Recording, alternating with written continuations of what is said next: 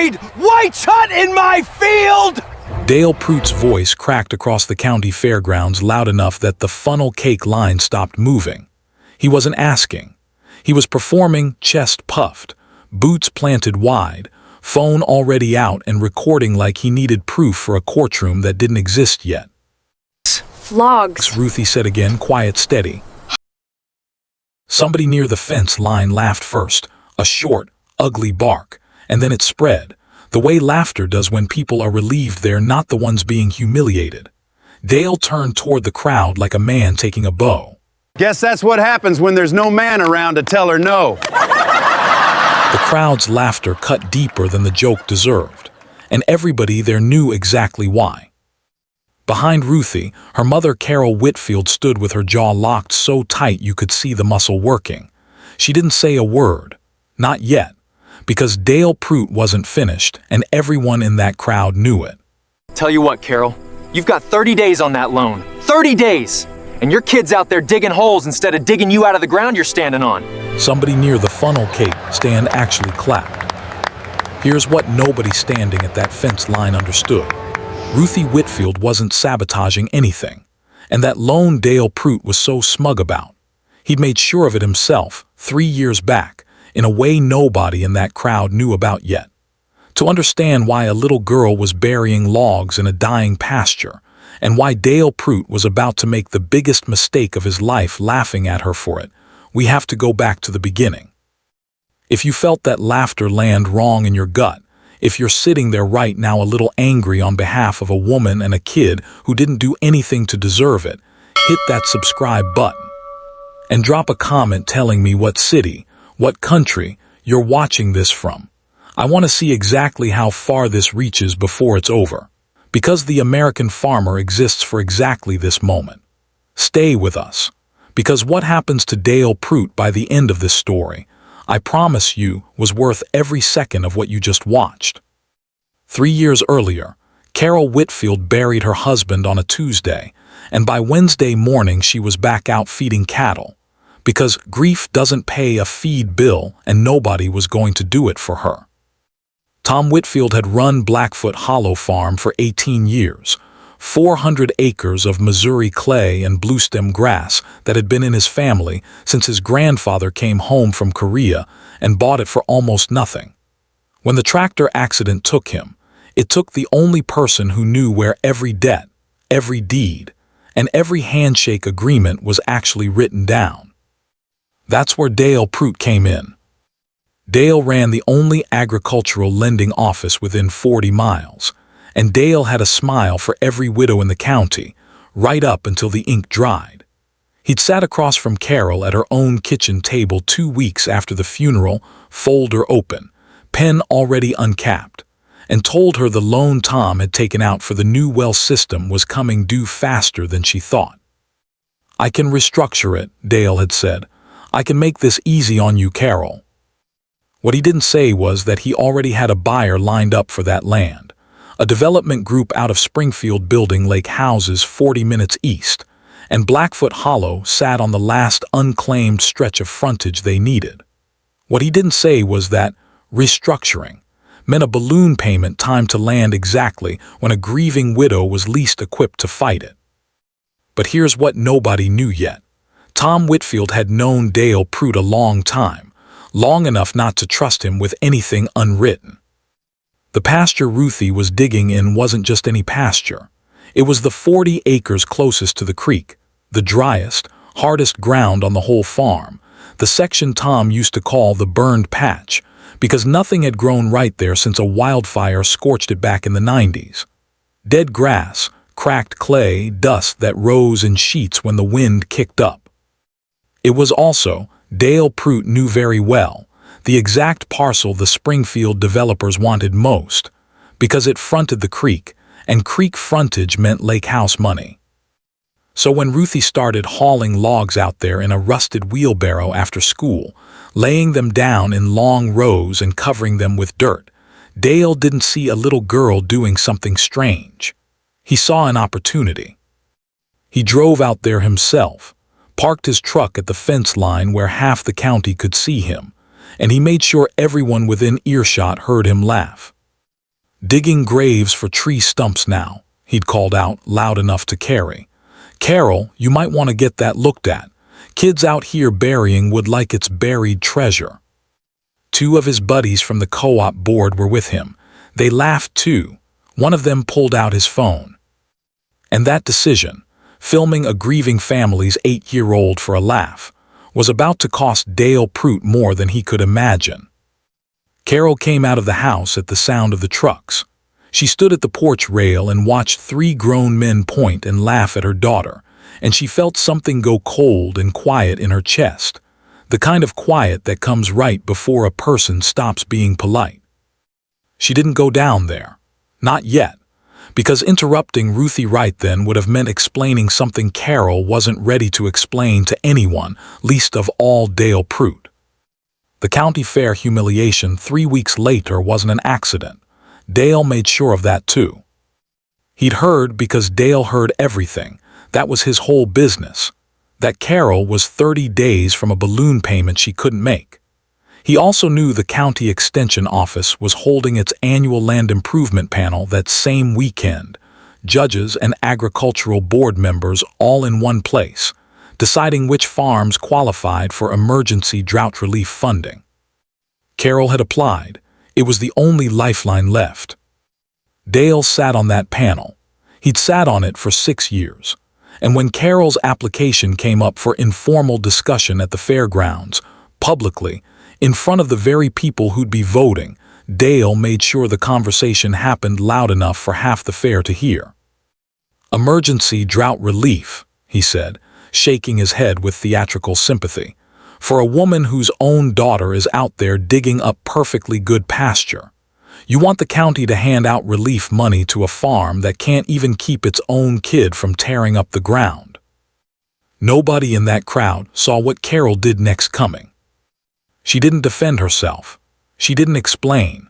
She just looked at Dale Prout, calm as still water, and said one sentence that made 2 of the extension board members go quiet. "You ought to be more careful about what you laugh at, Dale." He laughed anyway. Everyone there watched him do it. Here's the part that made it worse. The part that turned an insult into something Carol couldn't just walk away from. Standing next to Dale at that panel table was Wendell Marsh. Wendell had been Tom Whitfield's best friend since high school, best man at his wedding. The man who'd sat with Carol at the hospital the night Tom died, who'd promised her, hand on the Bible at the funeral, that he'd look out for her and Ruthie no matter what. Wendell sat on the extension board too. And when Dale made his little joke about the digging, Wendell didn't stand up for the widow of his best friend. He laughed along with everyone else. Wait, because it gets worse.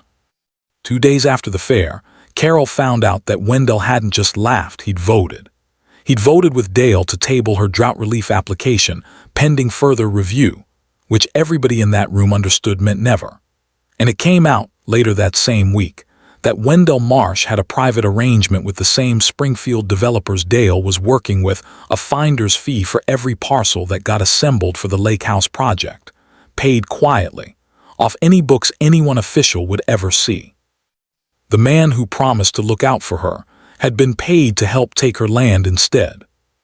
Carol stood in her kitchen that night, the same kitchen table where Dale had first opened his folder 3 years earlier.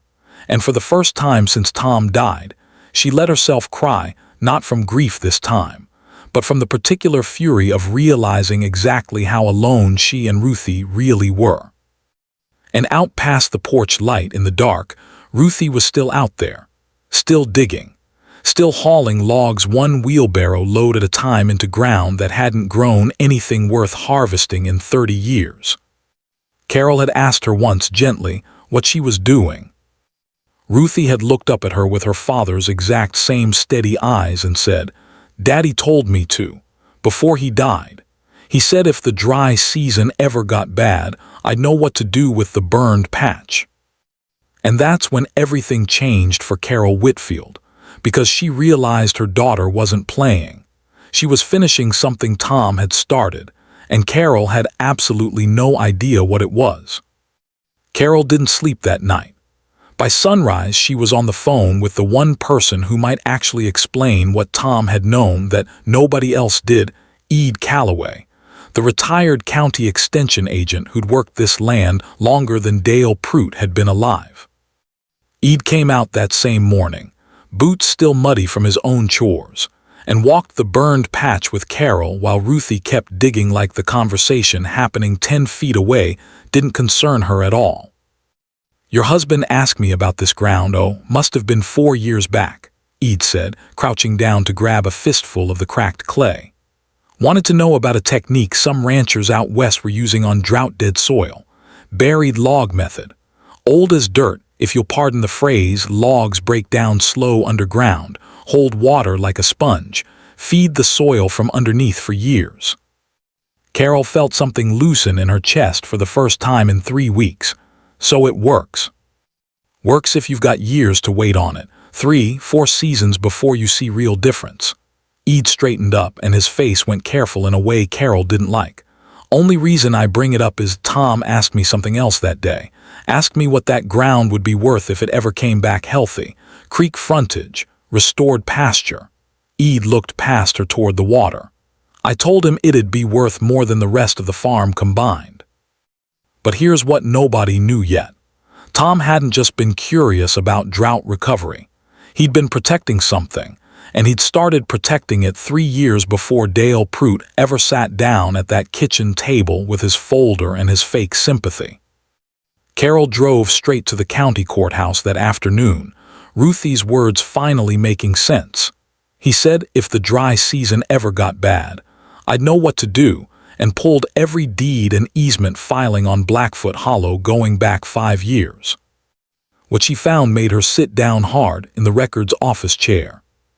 Tom had filed a conservation easement on the burned patch 2 years before he died, 40 acres locked into agricultural restoration use, specifically nomming a buried log soil recovery project, specifically prohibiting any development, sale, or rezoning of that parcel for a minimum of 10 years without violating state conservation law.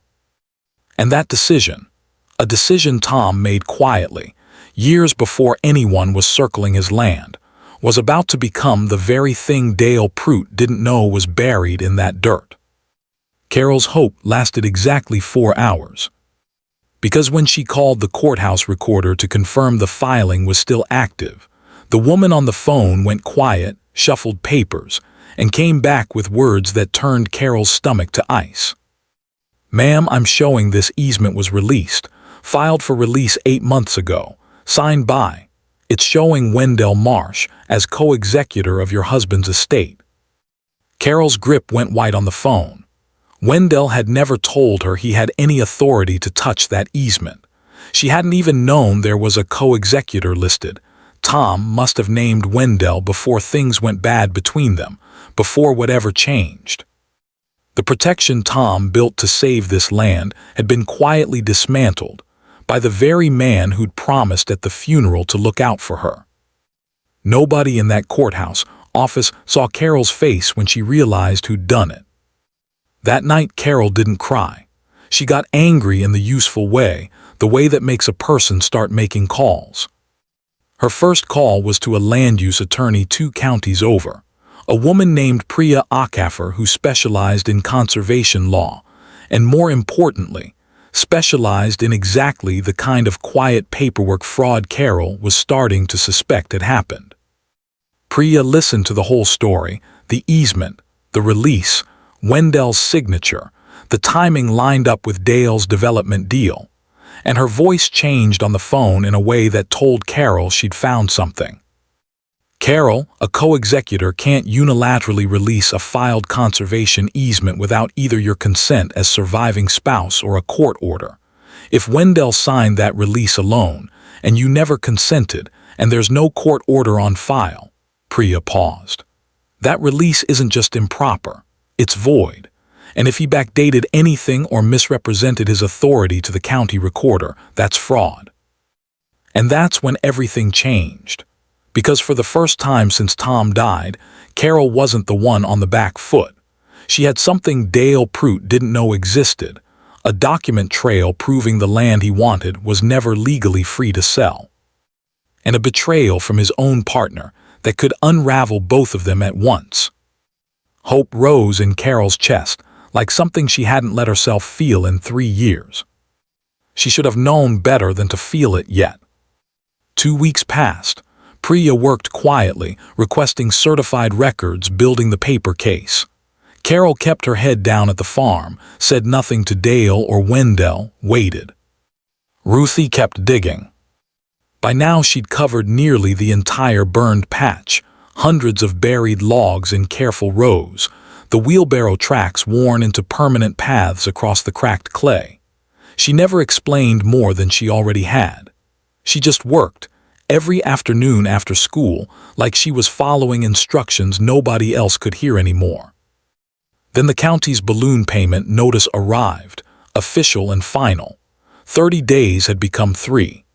Dale had accelerated the timeline, legally, on paper, buried in fine print Carol hadn't caught 3 years earlier when grief had her signing things half blind. Worse, Priya called with news that stopped Carol cold. The Springfield developers weren't waiting on due diligence anymore. They'd filed for an emergency rezoning hearing, accelerated, citing the loan default as grounds for expedited review, scheduled for the same week as Carol's payment deadline. If it passed, the land use designation would change before Priya could even get the fraudulent easement release in front of a judge. Here's the part that will make your blood boil. The hearing was scheduled at the same fairgrounds building where Dale had humiliated Ruthie in front of half the county. Same room, same audience, more or less, the extension board, the co-op members, the town. Dale wasn't hiding anymore. He was accelerating because he sensed something was coming and he intended to close the deal before it arrived. Carol had 3 days to get Priya's evidence ready, get her daughter's quiet, mysterious project finished, and figure out exactly what her husband had known that made him bury a legal shield in the dirt 2 years before he died. And nobody, not Carol, not Priya, not even Ruthie, knew if 3 days would be enough. 3 days before the hearing, Priya Akaffer called Carol at 6 in the morning, and Carol knew from the first breath on the line that something had shifted. "I found the court filing," Priya said. "The one that should have accompanied Wendell's easement release. There isn't one. No judge ever signed off. He forged the recorder's acknowledgement stamp, badly, Carol, badly enough that a forensic document examiner will tear it apart in about 4 minutes. And I found something else." Priya had pulled the estate file from probate court. The actual will, the actual executor designation. The paperwork Carol had signed through tears 3 years ago without truly reading every line.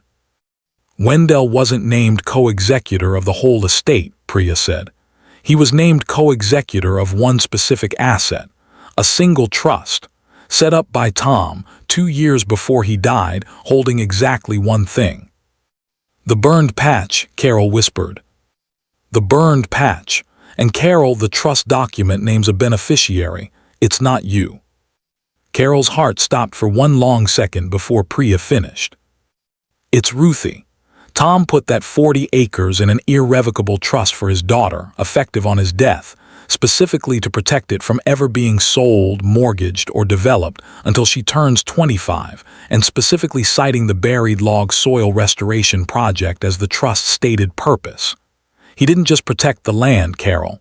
He gave it to her, legally, before he ever knew he was going to die." Nobody in that farmhouse kitchen said a word for a full minute. Carol thought of Tom 4 years earlier, asking Ede Calloway strange questions about drought recovery. She thought of him sitting with a lawyer she'd never known about, setting something in motion so quiet it took a fraud and a forged signature to almost destroy it. He hadn't known the tractor would take him, but somehow, some way, he'd made sure that even after he was gone, nobody could take this from his daughter. Wait, because it gets worse for Dale. Because a trust asset held for a minor beneficiary, forged out of its protections by a co-executor with an undisclosed financial conflict of interest, wasn't just fraud against Carol. It was fraud against a child's legal inheritance, and that changed everything about what was coming. The rezoning hearing filled the same fairgrounds meeting hall where Dale had laughed at Ruthie 3 weeks earlier. Same extension board table, same co-op members in folding chairs. Wendell Marsh sat 2 seats down from Dale, looking pleased with himself in the particular way of a man who thinks the hard part is already over. Dale opened the hearing himself, smiling at the room like he owned it, laying out the case for expedited rezoning, a defaulted loan, an available parcel, a development ready to bring jobs and tax revenue to the county. He even glanced at Carol, sitting quiet in the second row with Ruthie beside her, and couldn't resist one more dig. Some families, Dale said, just aren't equipped to hold onto land that size. Sometimes the kindest thing the county can do is help it find a better use. Nobody in that room saw what was coming next.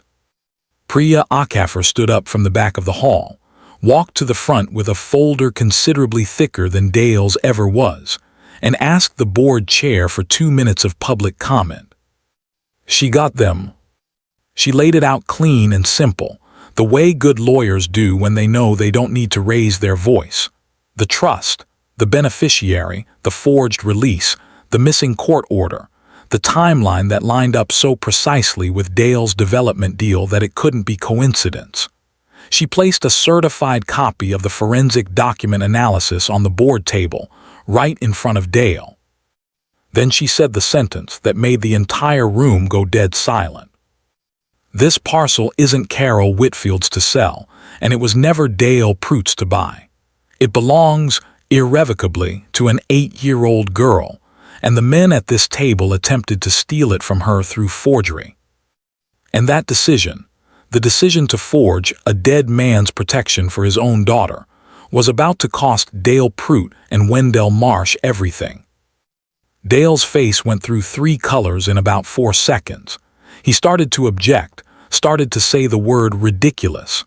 And that's when the board chair, a woman named Linda Ose, who'd sat quietly through every one of Dale's smug performances for 6 years, held up one hand. "Mr. Marsh," she said, "is that your signature on this release?" Wendell's mouth opened. Nothing came out.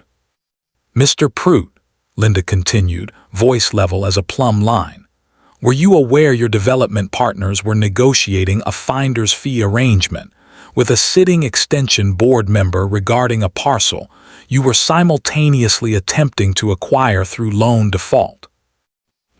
The audience waited 25 minutes of injustice for this exact moment. It was worth every second. Dale Pruitt tried to bluster his way out of it, the same way he'd bullet his way through every conversation with Carol for 3 years. It didn't work here. Not with Priya's documents on the table. Not with the same crowd that had laughed at his jokes 3 weeks earlier now, watching him in a silence that had teeth in it. Linda Ose called an immediate recess of the rezoning application, referred the forged easement release to the county prosecutor for criminal review, and in front of the same room, the same co-op members, the same fairgrounds building where Dale had mocked a grieving child for digging in the dirt, said the words that landed like a verdict. "This board has no authority to rezone stolen land. And Mr. Pruitt, given what's just been entered into record, I'd strongly suggest you retain your own counsel before you say another word." Somebody near the back of the room, one of the same co-op members who'd laughed at the fair, let out a low whistle. Nobody laughed with Dale this time. A few people actually looked at him the way you look at something you're embarrassed you ever found funny. Wendell Marsh left the building before the recess officially ended, and didn't stop for the reporters starting to gather outside. Carol didn't gloat. She didn't need to. She sat with her hand on Ruthie's shoulder, calm and composed, while the man who'd humiliated her daughter in public unraveled in that exact same room. That right there is why we tell these stories. If watching Dale Pruitt's face fall apart in that fairground hall gave you even half the satisfaction it gave Carol Whitfield, share this one with somebody who needs a little justice today. Subscribe to The American Farmer. Drop a comment below and tell me, did you see the trust coming, or did it hit you the same way it hit Dale? I want to know. We'll see you in the next one. The criminal referral moved slow, the way these things do, but it moved. Wendell Marsh resigned from the extension board within the week rather than face a public hearing on the forgery. Dale Pruitt's bank placed him on leave pending investigation, and the Springfield Development Group quietly withdrew their rezoning application entirely rather than have their name anywhere near a forged trust document in a criminal case. The loan itself, once Priya finished untangling the fine print Dale had buried in it, turned out to have violated 2 separate state lending disclosure laws, enough for a judge to void the balloon payment structure entirely and restructure it fairly, the way Dale should have offered 3 years earlier if he'd had any decency in him at all.